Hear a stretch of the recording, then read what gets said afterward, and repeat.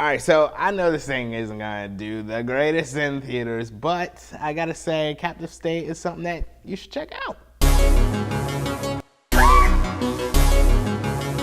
Science fiction films have an amazing way of drawing out the collective wonder, mystery about the universe and our relationship to it. Good sci-fi finds a balance between questions unknown and what we do know. Captive State works because it shies away from what we expect to see in a film about an invasion of our planet. We expect to see aliens, we expect to see technology we don't understand. Instead, co-writer-director Rupert Wyatt gives us a tense thriller dealing with what the beginnings of an uprising looks like, with science fiction as the backdrop. We're immediately dropped into a family car tearing through the streets of Chicago just after a species has descended upon us and is making their dominant presence known. Lines are drawn, and there are certainly places that humans can't or won't go, but the Drummond family ignores the rules, resulting in the mother and father being vaporized in front of their two sons, Gabriel, played by Ashton Sanders, and Rafe, played by Jonathan Majors, who I saw in The Last Black Man in San Francisco and Sundance this year, and we need to pay attention to him. Back to Captive State.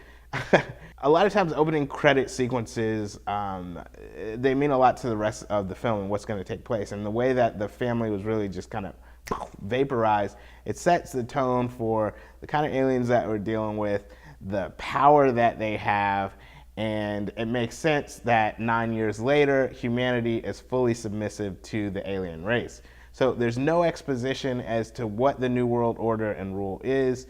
We learn through characters and their actions. John Goodman is Detective William Mulligan. Crime is at an all-time low because the aliens rarely seen apparently don't play that. So police not only serve and protect us, but now they observe and keep tabs on humans that may step out of line for the invaders. Mulligan is keeping tabs on his ex-partner's son, Gabriel, whose brother Rafe became a recent martyr for an underground resistance called Phoenix. Now, with an upcoming peace rally in which the aliens will make an appearance, surveillance is at an all-time high.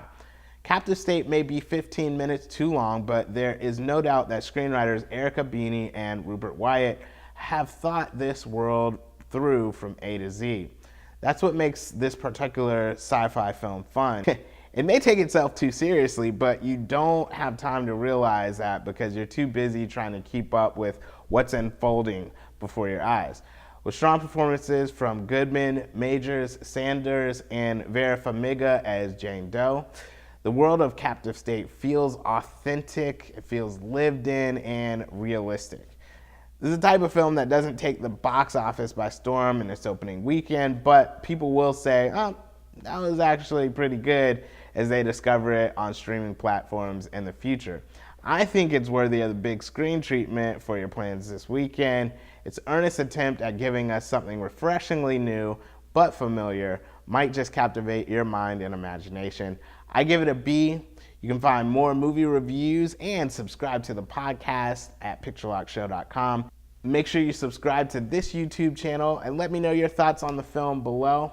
Thanks as always for watching.